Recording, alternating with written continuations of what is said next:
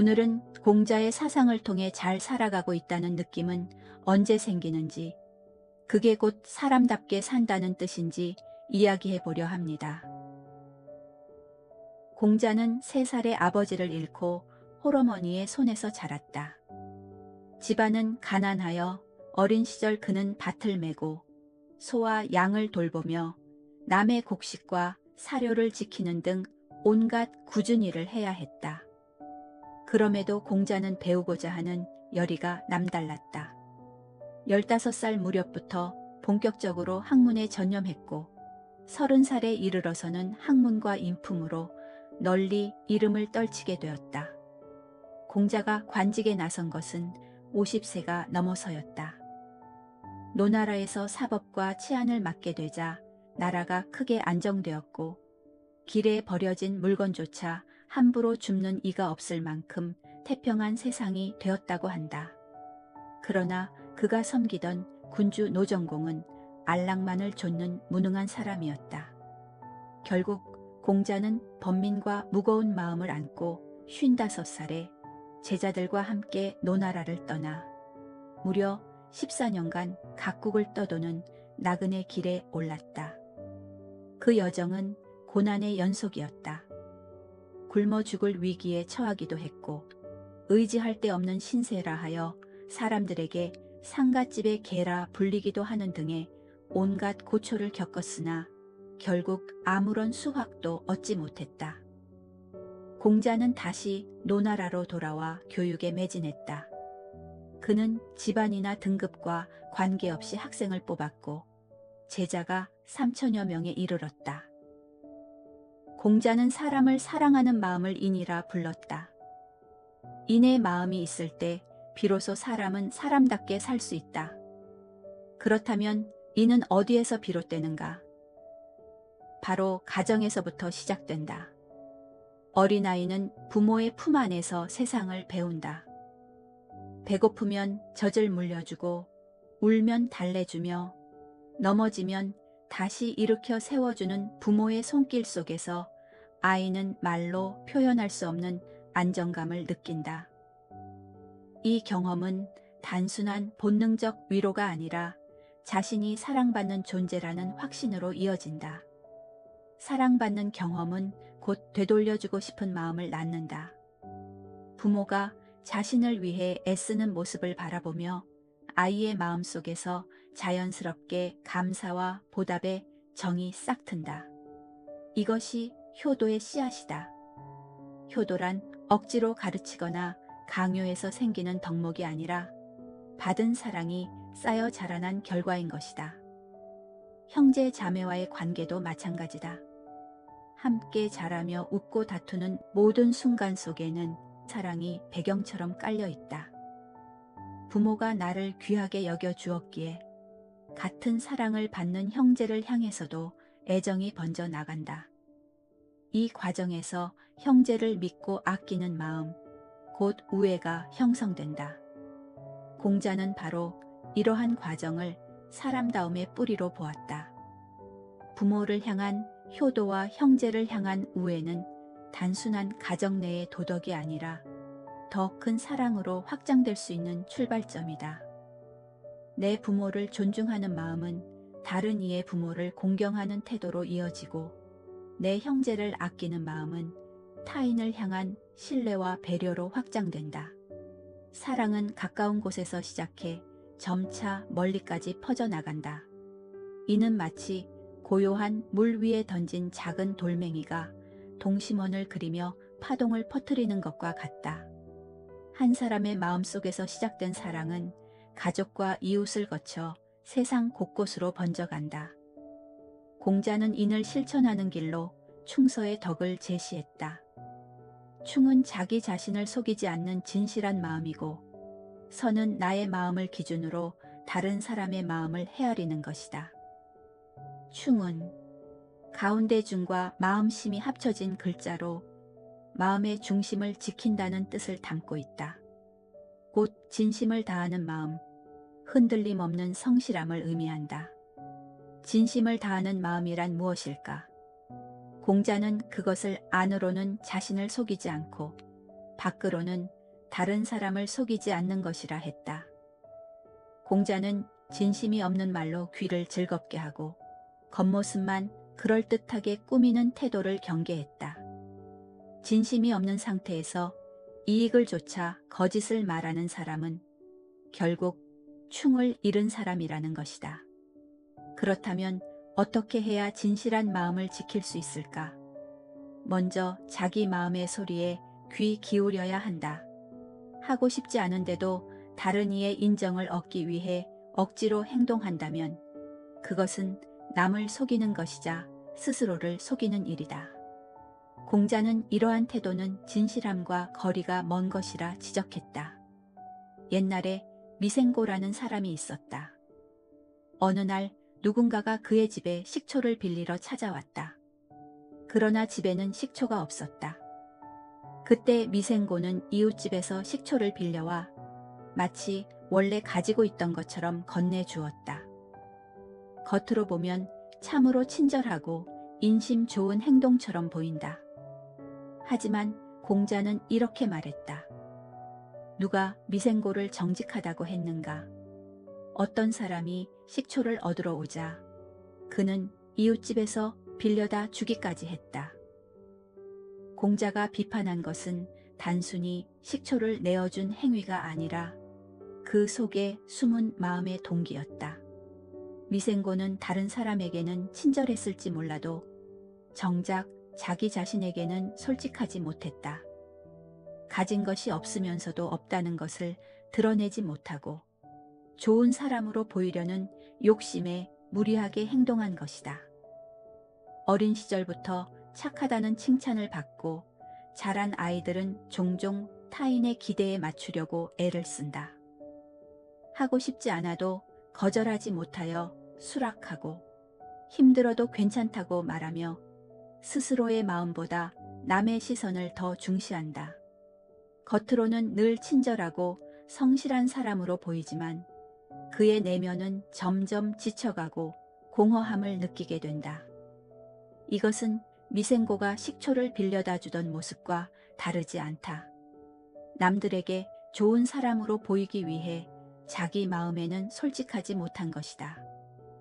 없는 것은 없다 말할 수 있어야 하고 하기 싫은 일은 거절할 수 있어야 한다. 그것이 자신의 마음을 배반하지 않고 진정성 있게 행동하는 것이다.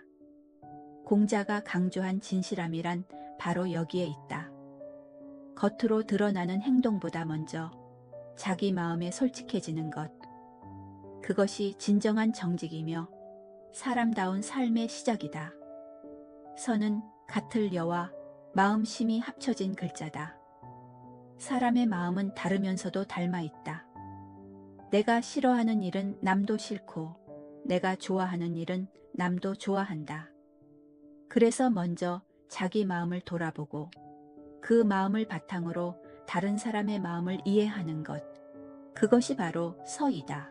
목이 마를 때 누군가 건네주는 물 한 잔이 고맙듯 마감에 쫓길 때 동료가 기꺼이 도와주는 마음은 큰 위로가 된다. 친구가 내 생일을 기억해 줄 때의 기쁨은 곧 내가 누군가의 중요한 날을 챙겨야 하는 이유가 된다. 디지털 공간에서도 서의 정신이 필요하다. 내가 올린 사진에 악성 댓글이 달리면 마음이 아프듯 남의 게시물에도 함부로 상처되는 말을 남겨서는 안 된다. 단체 채팅방에서 내가 무시당하면 서운하듯 누군가의 메시지를 고의로 외면해서는 안 된다. 내가 느끼는 기쁨과 불편함을 다른 사람의 입장에 비추어 생각하고 그에 맞게 행동할 때 비로소 신뢰와 존중이 싹튼다. 이것이 곧 공자가 말한 인을 실천하는 길이며 사람다움으로 향하는 가장 단순하면서도 깊은 지혜다. 공자는 이렇게 말했다. 인이란 내가 서고자 할 때 남부터 서게 하고 내가 뜻을 이루고자 할 때 남부터 뜻을 이루게 하는 것이다. 가까이 있는 내 마음을 미루어 남을 이해할 수 있다면 그것이 바로 인의 실천이다. 인은 언제나 내 마음 가까이에 있다.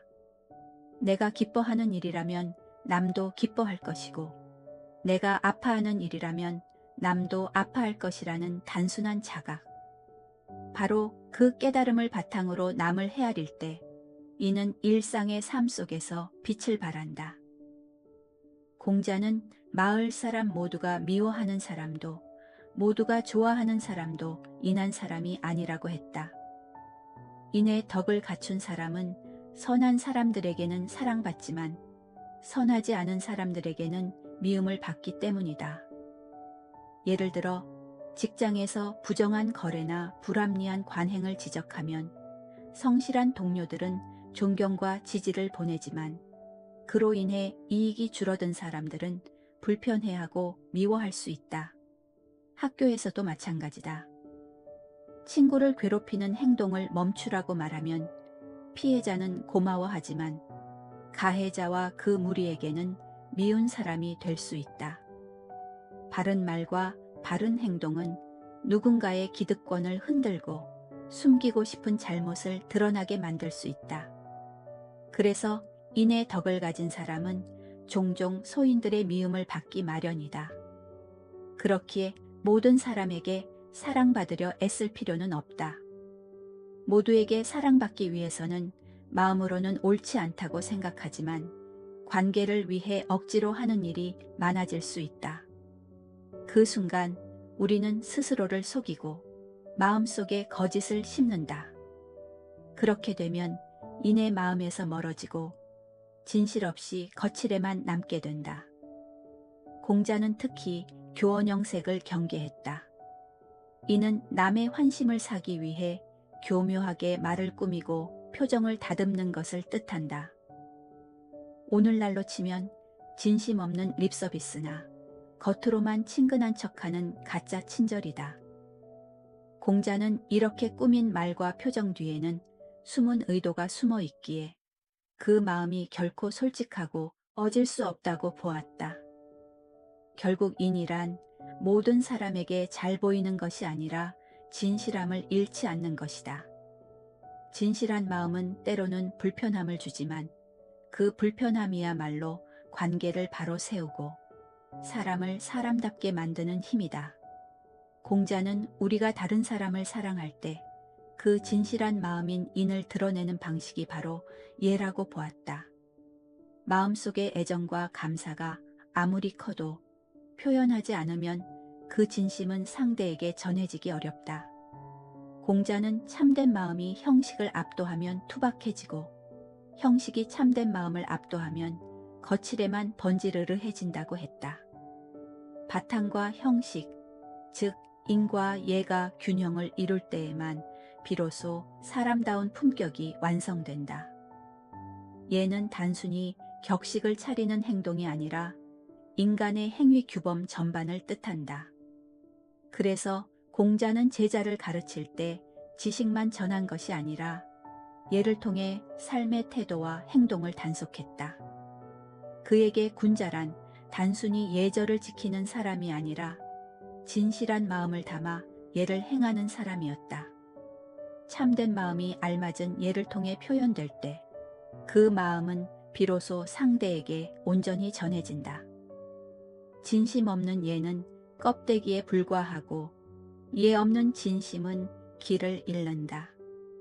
가족이 늦게 귀가했을 때 걱정했어 라고 말하는 것, 직장에서 동료가 도움을 주었을 때 고마워요 라고 짧게라도 전하는 것, 오랜만에 연락한 친구에게 잘 지냈어?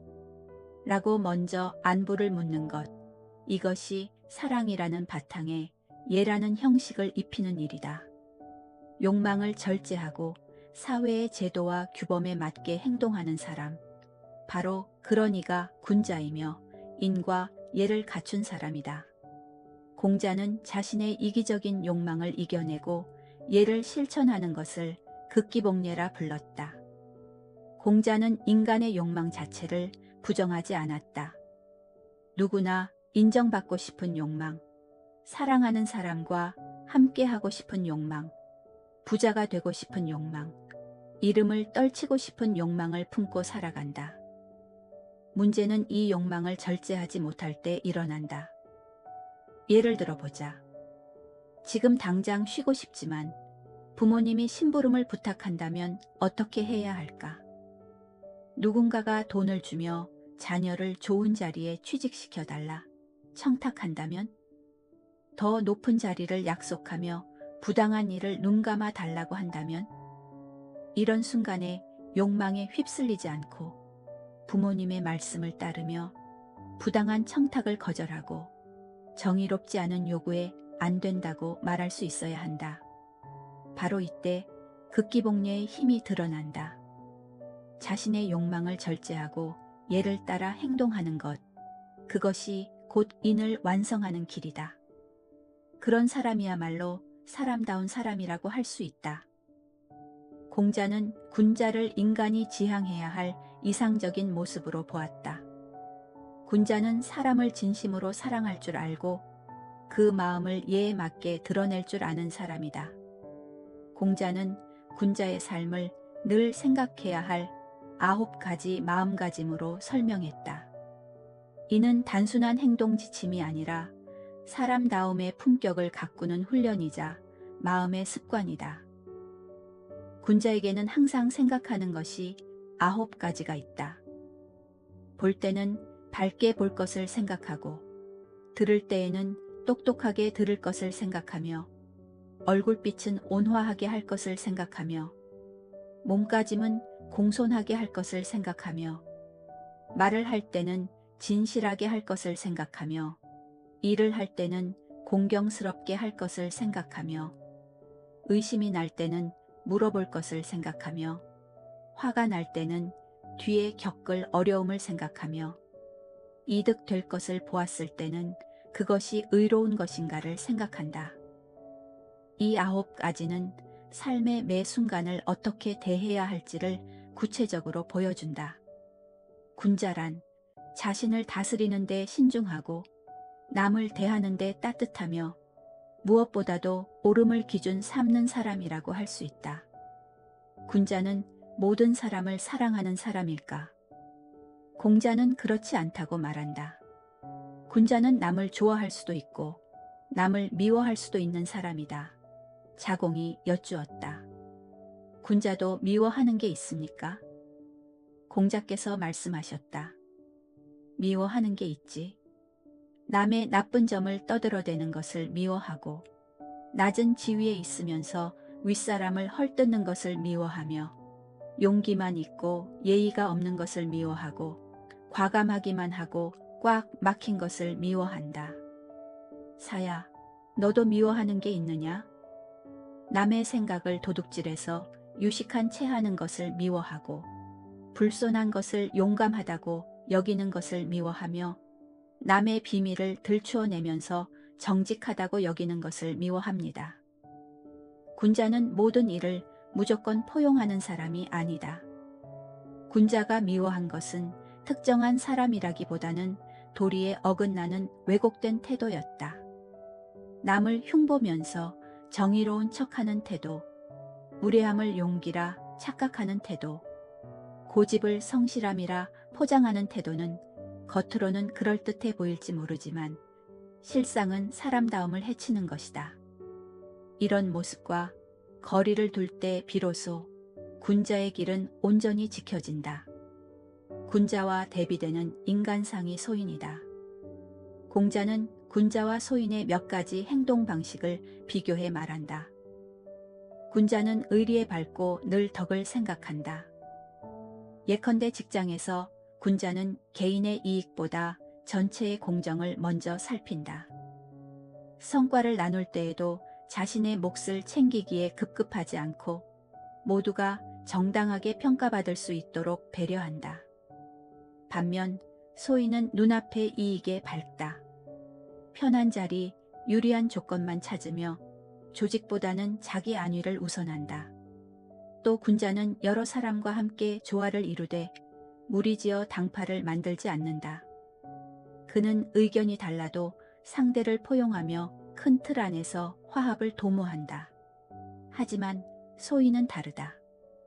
자기와 생각이 비슷한 이들만 모아 파벌을 형성하고 결국 공동체 전체의 조화를 해친다. 군자는 바른 길을 따르기에 흔들림이 적지만 소인은 이익과 당패 얽매여 늘 불안하다. 그래서 공자는 말했다. 군자는 마음이 평온하고 너그럽지만 소인은 늘 근심 속에 산다고. 군자는 의와 덕을 좇아 마음이 넓어지고 평온해지지만 소인은 이익에 집착해 점점 좁아지고 불안해진다. 공자는 사람다움의 길은 군자의 삶 속에 있다는 사실을 일깨운다. 공자가 살았던 춘추전국 시대는 무질서하고 혼란한 시대였다. 그는 이러한 혼란을 극복하기 위해서는 이름을 바르게 세우는 일부터 해야 한다고 말한다. 이름을 바르게 세우는 것을 정명이라고 한다. 정명은 각 개인이 자신이 맡은 역할의 이름에 걸맞게 행동하는 것이다. 공자는 이것을 임금이 임금답고 신하는 신하답고 아버지는 아버지답고 자식은 자식답게 되는 것이다 라고 표현했다. 부모다운 부모는 어떤 부모일까?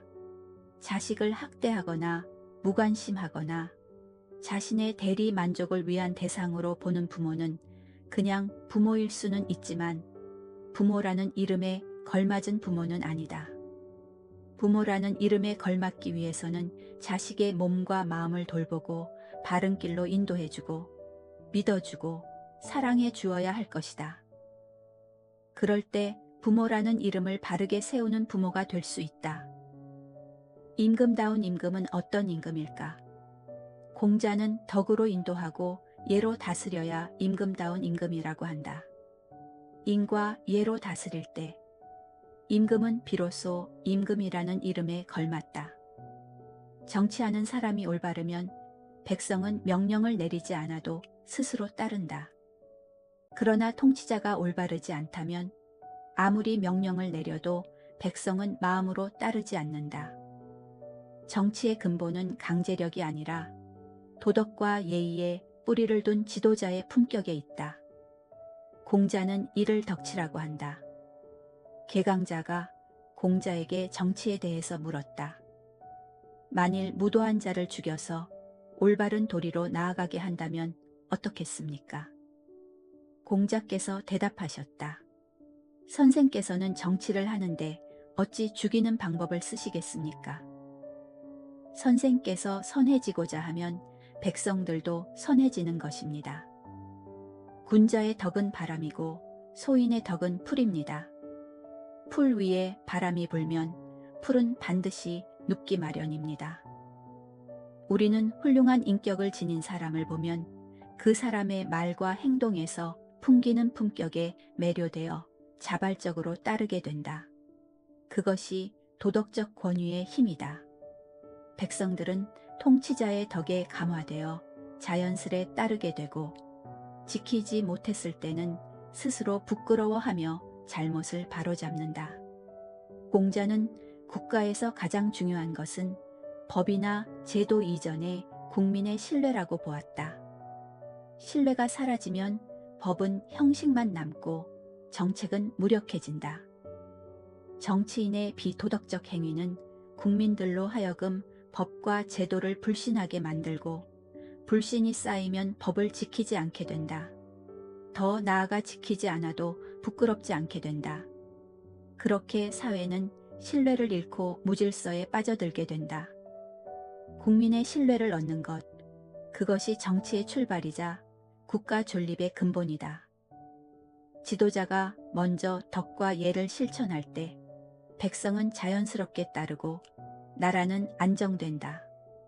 이것이 공자가 말한 정치의 길이다. 공자는 먼저 자기 자신을 닦아 덕을 기른 뒤 그 힘으로 세상을 이롭게 해야 한다고 강조했다. 이것이 바로 수기안인이다. 이 말은 학문과 인격을 개인의 완성에만 머물게 하지 말고 반드시 사회 속에서 실천하라는 요청이기도 하다. 수기안인의 덕목은 일상에서도 구체적으로 드러난다. 직장에서 자신의 전문성을 끊임없이 연마해 동료를 돕는 일, 가정에서 자기 절제를 통해 가족의 평안을 지켜내는 일 모두가 그 범주에 속한다. 즉, 자기 수양과 사회적 책임은 서로 분리된 과제가 아니라 한 사람의 삶을 지탱하는 두 기둥과 같다. 자신을 바로 세우는 힘이 있을 때 비로소 타인을 편안히 할 수 있고, 타인을 돌보는 과정에서 다시 자신의 수양도 깊어진다. 공자의 제자들은 이러한 가르침을 삶으로 증명했다. 그들은 스승의 뜻을 따라 각국의 정치에 참여하거나 학문을 전파하며 사회를 바로잡는 데 헌신했다. 그 결과 춘추시대의 혼란 속에서도 새로운 질서와 학문의 기틀이 다져졌고, 그 영향은 오늘날까지도 교육과 정치, 사회의 근본 정신으로 이어지고 있다.